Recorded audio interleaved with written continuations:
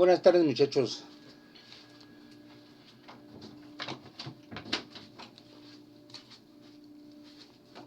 Bueno, pues la clase anterior lo que enfatizamos mucho es que la fuerza eléctrica, ya sea de atracción o de repulsión, es una fuerza extraordinariamente grande en comparación a la fuerza de gravedad.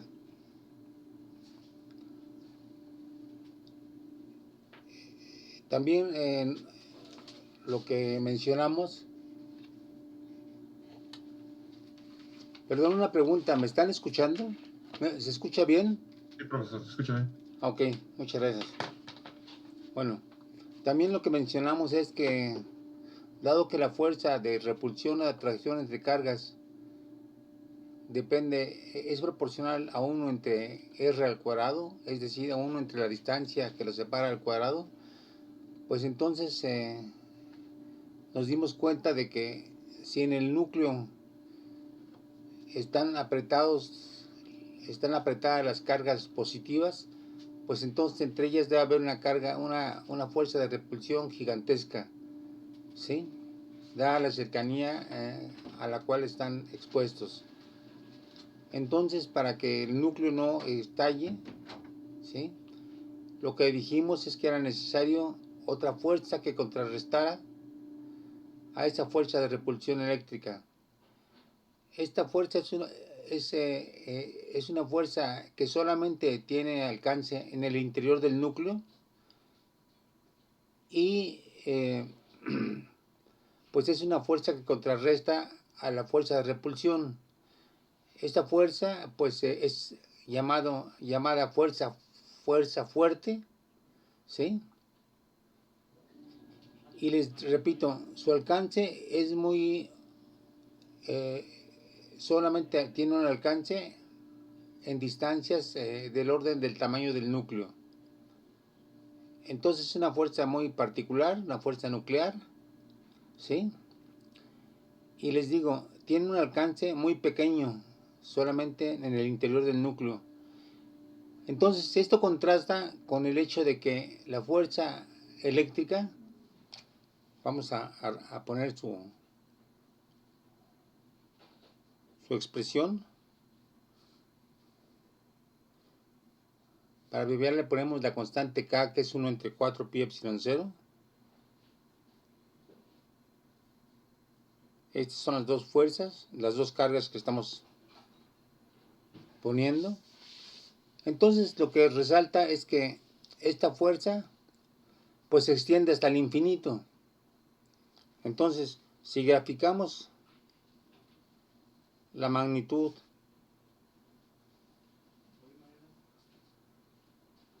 de la fuerza fuerte,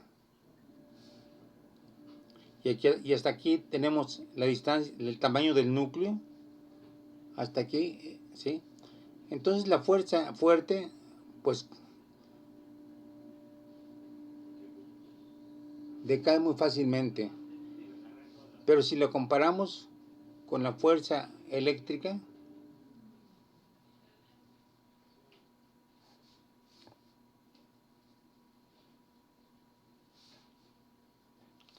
pues la fuerza eléctrica es muy grande al principio y va decayendo, pero sigue operando hasta el infinito.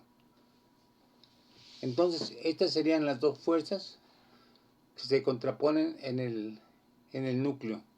Bueno, es un comentario solamente para hacer notar que el alcance de la fuerza fuerte es muy pequeño, mientras que el alcance de la fuerza eléctrica va mucho más allá que el tamaño del núcleo. Bueno, ok. Ahora, el siguiente paso es, ¿cuáles son los pasos que vamos a hacer para calcular la fuerza como vector? ¿Por qué es un vector la fuerza eléctrica? Bueno, pues es un vector porque tiene una magnitud y una dirección. Si Q1 y Q2 tienen la misma carga, es una fuerza repulsiva. Si Q1 y Q2 son de cargas diferentes, de signos diferentes, entonces es una fuerza atractiva. Pero siempre tiene una dirección. Y esa dirección de la fuerza es justamente en la dirección que apunta de una carga a otra. A ver, tenemos aquí una carga Q1. Aquí tenemos una carga Q2. Y si la fuerza es repulsiva, es decir, si las dos cargas tienen el mismo signo, entonces esto lo llamamos R. Y entonces la dirección de la fuerza de repulsión sobre Q1 va a ir en la misma dirección que R. Entonces es la fuerza de Q1 sobre Q2. ¿Sí? Y es un vector. Por el contrario, aquí tenemos la otra fuerza, que es de repulsión, que va también en la dirección de R, pero en sentido contrario. Perdón, sí, en sentido contrario. Y esta es la fuerza de la carga Q2 sobre la carga 1. Entonces 2, 1. ¿Sí? Y entonces, pues lo que cabe entonces es definir la distancia R como un vector. ¿Sí? Como un vector que iría, si calculamos esta fuerza, este vector iría desde aquí hasta acá.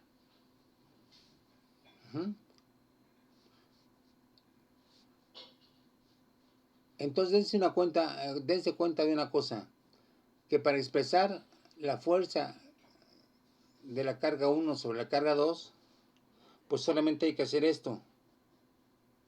Fuerza de 1 sobre 2 va a ser igual a K por Q1 por Q2 entre R cuadrada, y por un vector unitario. Un vector unitario que apunta en esta dirección. ¿Sí? Bueno, entonces tenemos aquí la expresión ya correcta para expresar la fuerza entre las dos cargas. Y evidentemente que la fuerza F21 sería de signo contrario a esta.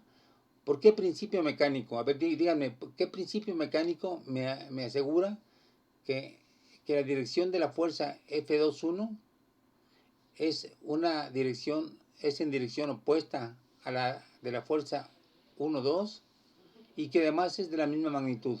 ¿Qué principio mecánico me aseguraría esto? A ver, recuerden las leyes de Newton. ¿Qué es lo que nos dicen las leyes de Newton con respecto a las fuerzas? ¿Qué principio de las tres leyes de Newton me asegura que esta fuerza, este sentido contrario a esta y de la misma magnitud? ¿Acción-reacción? Perdón, a ver, más fuerte. ¿Acción-reacción? Exacto, a ver, dilo completo. No en forma telegrafiada. A ver, ¿cómo sería? A ver, recuperen el uso del lenguaje. ¿Qué dice la tercera ley de Newton? Digo que si un cuerpo experimenta una fuerza, existe otra fuerza de igual magnitud, pero en sentido contrario. Ok, bueno, aquí tenemos un caso claro. Asociado a esta fuerza, que es, digamos, la acción de 1 sobre 2, debe estar otra fuerza que actúa en otro cuerpo, pero que tiene la misma magnitud y es de sentido contrario. Entonces aquí se aplica claramente, se visualiza claramente el tercer principio de Newton, de la ley de Newton, de las leyes de Newton. Bueno, muy bien. Entonces, en esta clase vamos a ver cómo le damos una expresión explícita a esta fuerza. Vamos a poner el siguiente ejemplo.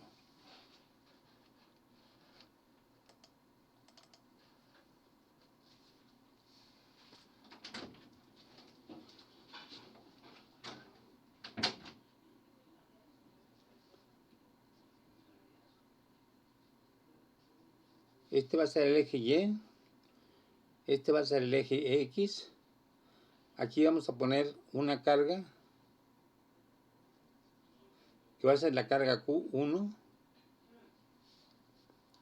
Y aquí vamos a poner otra carga que va a ser Q2. ¿Sí? Bueno, ahora Q1 le vamos a poner que tiene unas coordenadas X1, Y1. Y esta otra carga tiene de coordenadas X2, Y2.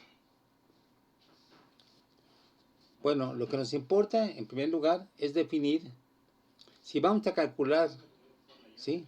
A ver, calcular la fuerza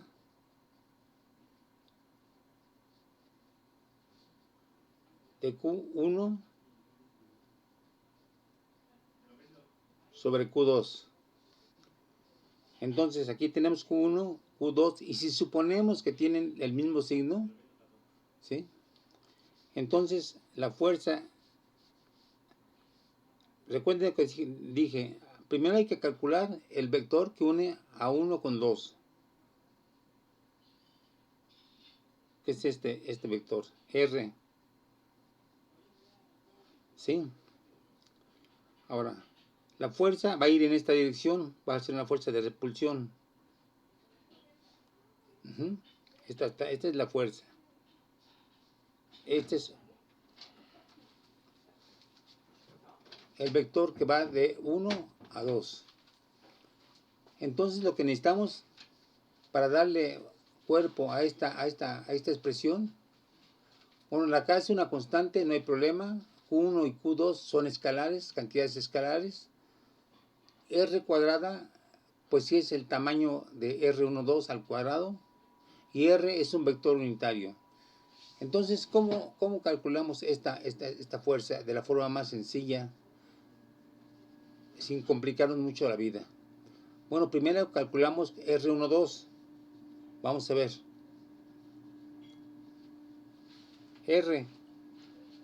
R12 va a ser igual a X2 menos X1 por Y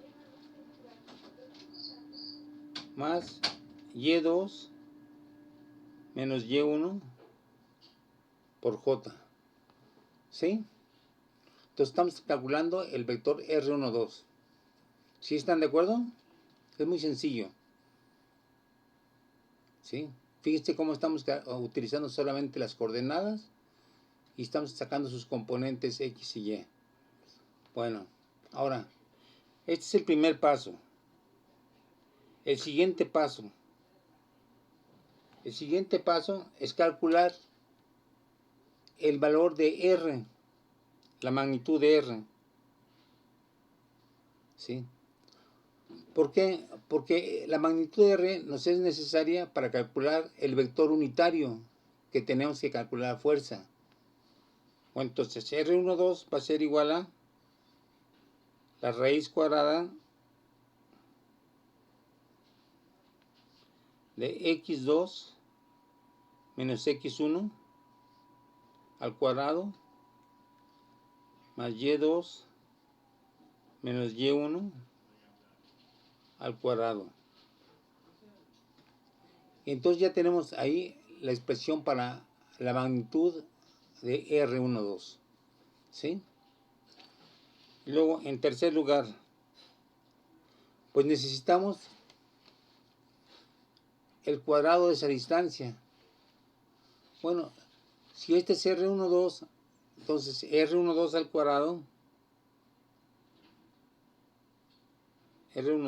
cuadrado, pues va a ser simplemente X2 menos X1 al cuadrado más Y2 menos Y1 al cuadrado. ¿Sí? Y entonces ya tenemos el cuadrado de la distancia que separa a las dos cargas. Finalmente necesitamos calcular el vector unitario. R12 unitario.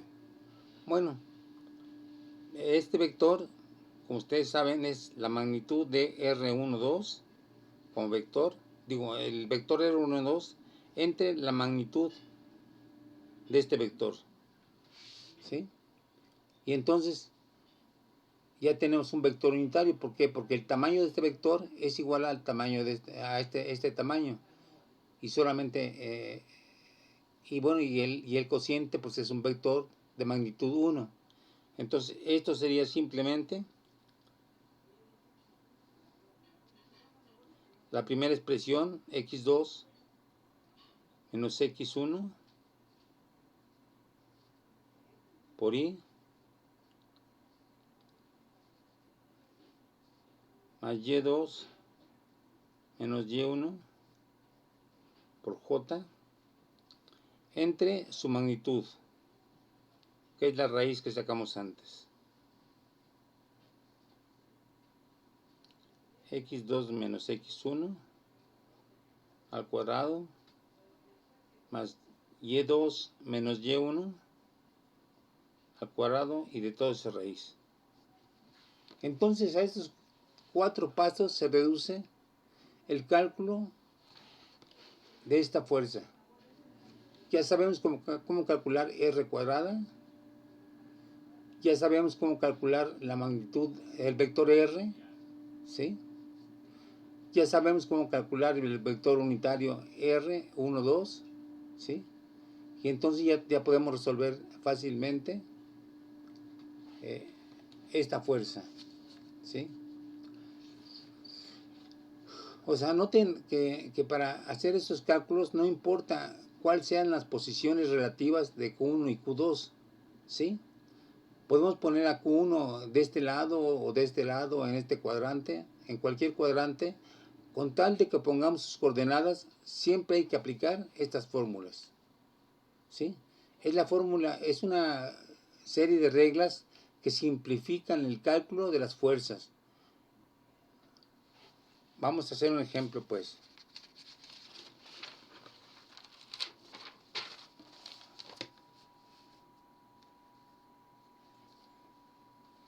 A ver, tenemos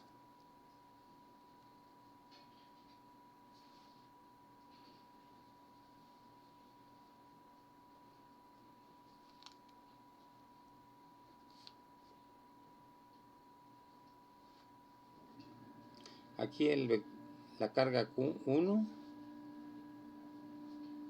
Vamos a ponerle que sea 1, 2, sus coordenadas. Luego aquí tenemos la carga Q2. Supongamos que sus coordenadas son 8,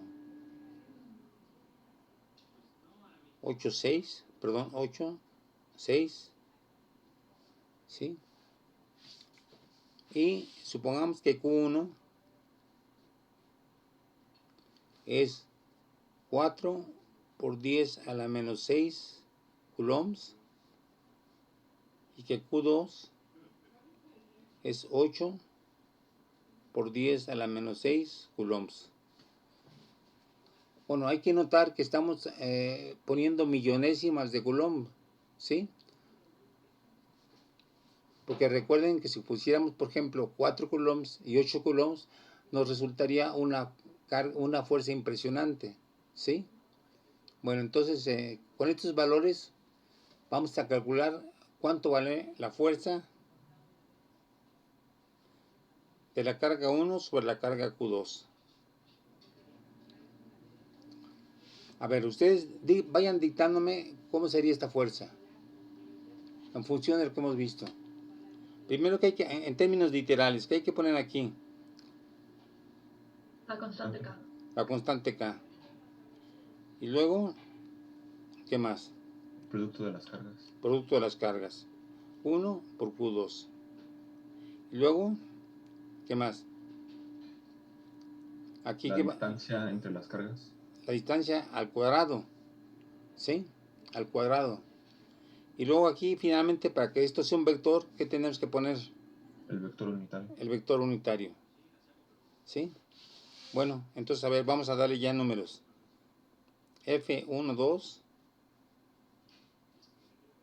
es igual a la constante K. A ver, díganme ustedes el número. Recuerden que la constante K es fácil de memorizarse. 9 por 10 a la 9.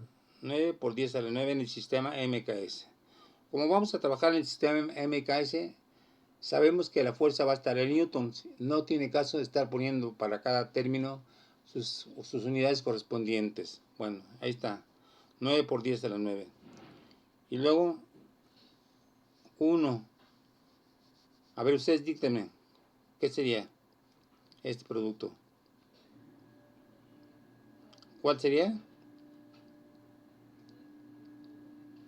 A ver, Q1, ¿cuánto vale? 4 por 10 a la menos 6. 4 por 10 a la menos 6. Por Q2, 8 por 10 a la menos 6. ¿Sí? Y luego entre R cuadrada, ¿qué pondríamos aquí? Bueno, como dijimos antes, nos hace falta calcular R cuadrada y y el vector unitario.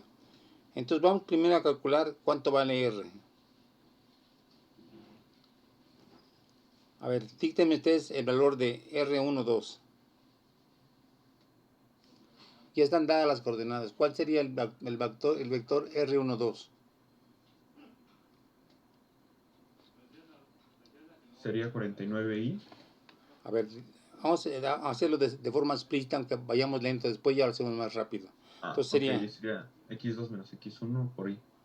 Entonces sería x2, que sería 8, menos x1, menos 1. ¿Sí? x2 menos x1, ¿qué más? Por i. Por i. Luego más, ¿qué más? 6 menos 2 6 menos 2 por j. por j. Ok, ya tenemos el primer resultado. R2 vale esto, que sería igual a 7i más 4j. Entonces, ese es el vector R12.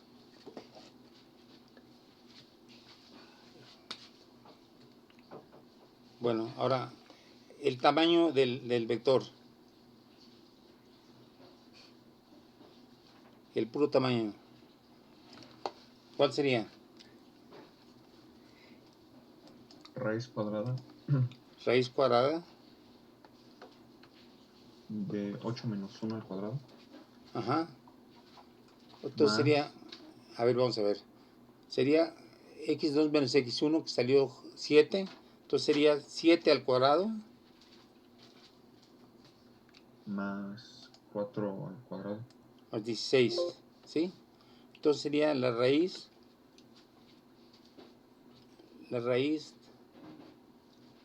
de 49 más 16, ¿cuánto es? 64. 64. Y entonces, ¿cuál sería R? R es 8. 8. Entonces ya tenemos cuánto vale R. ¿Sí? Bueno. Ahora, el cuadrado de R12 al cuadrado. Profe, Sí, en la raíz a mí me salió, o sea, lo que va adentro 65 en vez de 64. 8 por 8 es 64, ¿no? No puede ser No, 65. sí, o sea, me refiero a que 7 al cuadrado es 49 más 16 me sale 65. Ah, perdón. Sí, porque 7, 49 es 65. Sí, es raíz de 65. Entonces sería raíz de 65. Sí, perdón. Raíz de 65, que es 8.06. ¿Sí? Sí, perdón. Bueno, ahí está ya la R. Ahora, la R12 al cuadrado. ¿Cuál sería? Justamente cuánto.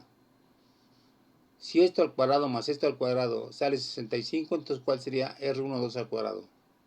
65. 65, ¿verdad? Y entonces ahora sí ya podemos calcular el vector unitario. A ver, díctenmelo ustedes, el vector unitario, ¿cuál sería?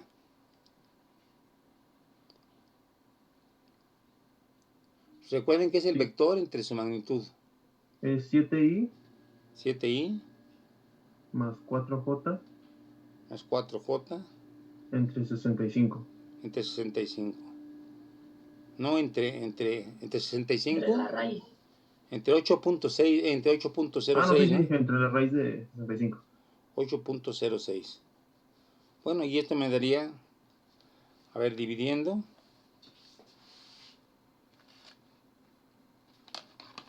sería 7, perdón, 7 entre 8.06 sería 0.86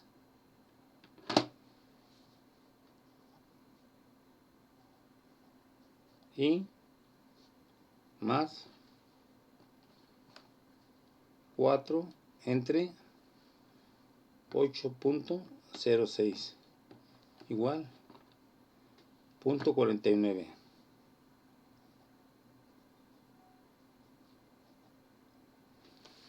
J. Entonces ya tenemos todos los elementos para darle expresión a la fuerza.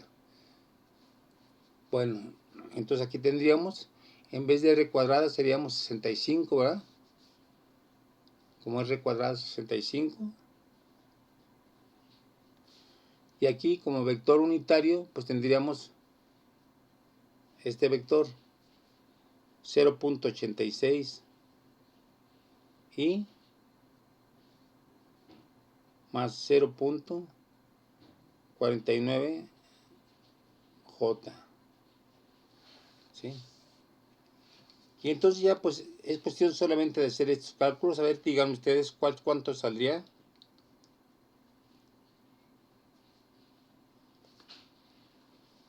A ver, multipliquen todo esto. Y vamos a ver cuáles serían las componentes entonces de la fuerza. A ver, hagan ustedes.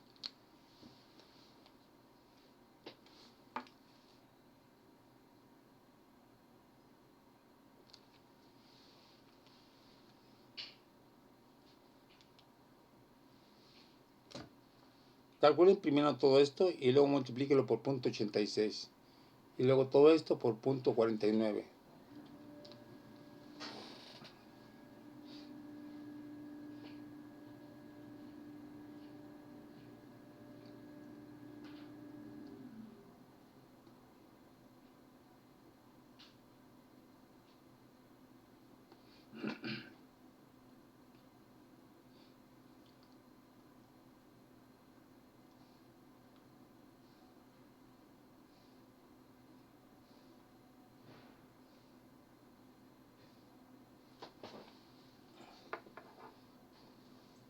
Profesor, me salió 3.81i más 2.17j. 3.89 y 81. y Ajá, más 2.17j. a ver, ¿está bien? No, profe, bueno, me dio diferente. A ver, ¿qué te dio? A ver, ¿a ti qué te dio?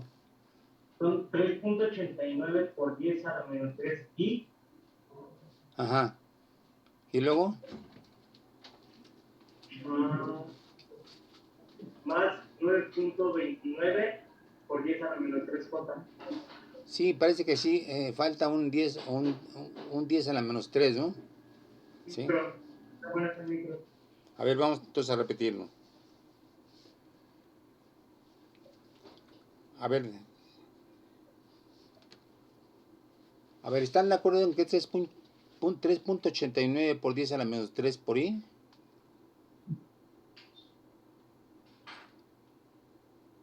A ver, hagan los cálculos. A mí me sale elevado a la menos 4. ¿Pero por qué factor?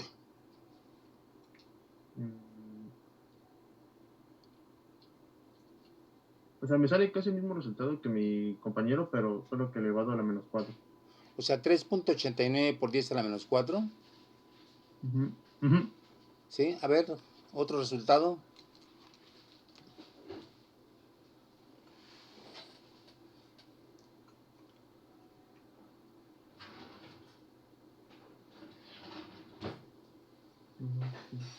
A ver, hagan sus cálculos.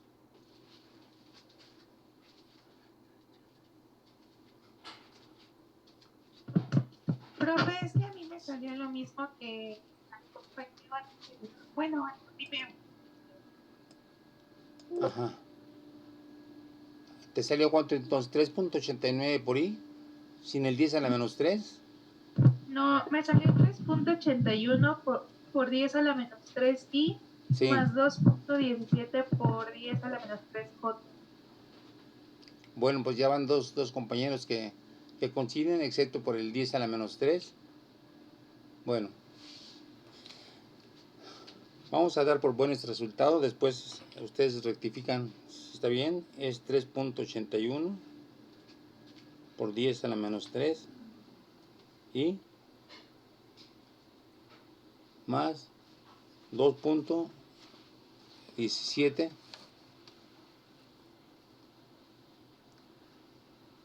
por 10 a la menos 3 j. Sí, profesor, lo volví a hacer y me salió por 10 a la menos 3. Ok. Y recuerden que esto está en newtons. Entonces ya tenemos las componentes de la fuerza, ¿sí? A ver, vamos a ver. Esta fuerza es positiva. La componente X es positiva, ¿sí? La componente Y también es positiva. Esta fuerza apunta hacia la derecha y esta componente apunta hacia arriba. Entonces vamos a ver si es factible eso, ¿no? A ver. Tenemos una fuerza de repulsión de Q1 sobre Q2, ¿sí? Aquí está Q2 y es claramente una fuerza repulsiva que tendría que ser así. Lo voy a exagerar, ¿sí? Entonces, si se dan cuenta, en efecto, las componentes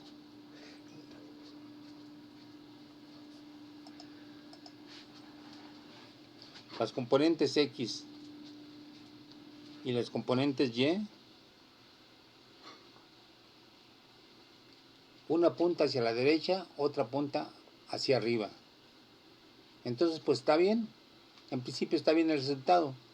Y claramente de este resultado tendríamos el resultado de la otra fuerza. La otra fuerza, ¿cuál sería a partir de esto? O sea, F de la fuerza de la carga 2 sobre la carga 1. ¿Cuál sería? Sería la misma, pero con signos invertidos. Exactamente menos 3.81 por 10 a la menos 3 y menos 2.17 por 10 a la menos 3 J, y todo esto en newtons. ¿Sí? Entonces ven cómo siguiendo estos pasos es muy sencillo resolver cualquier problema, por complicado que sea, por el número de cargas que intervengan, excepto pues que puede ser laborioso, pero es un camino seguro para llegar al resultado. ¿Sí? Bueno, a ver, ¿alguna duda? Por favor, respóndanme. ¿Hay algo que no haya quedado claro? No, todo bien. ¿Todo bien? No, profe, gracias. Bueno, Todo bien, profe. a ver, fíjense cómo, además de los cálculos que hicimos, luego visualizamos el problema cualitativamente.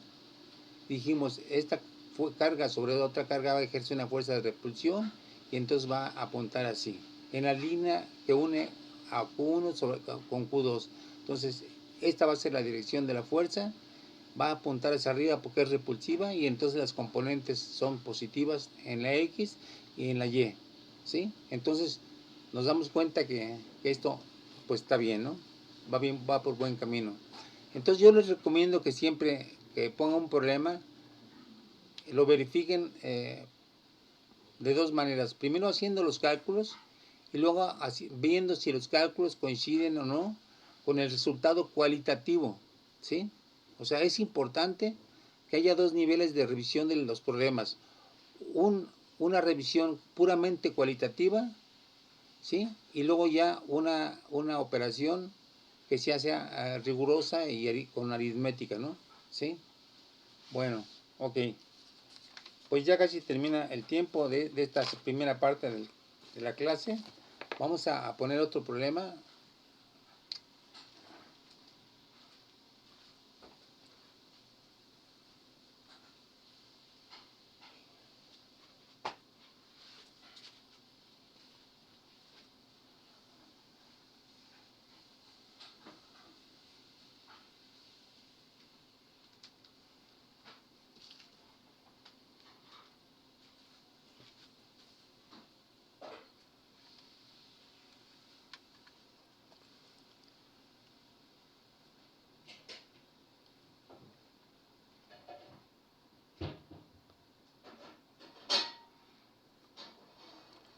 Bueno, aquí vemos que esta carga Q1 tiene componentes sobre X, ¿sí? Y también sobre Y. Vamos a suponer que está en el plano XY. Entonces, las componentes de Q1 pues pueden ser claramente X1, Y1 y 0, ¿sí? En cambio, la carga Q2, a ver qué componentes va a tener. Va a tener, supongamos que la X2, la carga Q2 está en el plano ZY. Entonces, si está en el plano ZY, ¿tendría X? No. Entonces le ponemos 0. Según esto, sí tiene Y2. Y luego, finalmente tiene una componente Z. Z2. Ajá. Entonces, haríamos el mismo procedimiento, ¿sí? Excepto que ahora estamos trabajándolo en 3 dimensiones. O sea, vamos a ir gradualmente haciendo más complejos los problemas, pero este es muy sencillo. La ventaja o la diferencia con el problema anterior es que ya estamos metiendo la tercera dimensión. Bueno, como ya casi acaba este tiempo, vamos a dar 5 minutos y regresamos.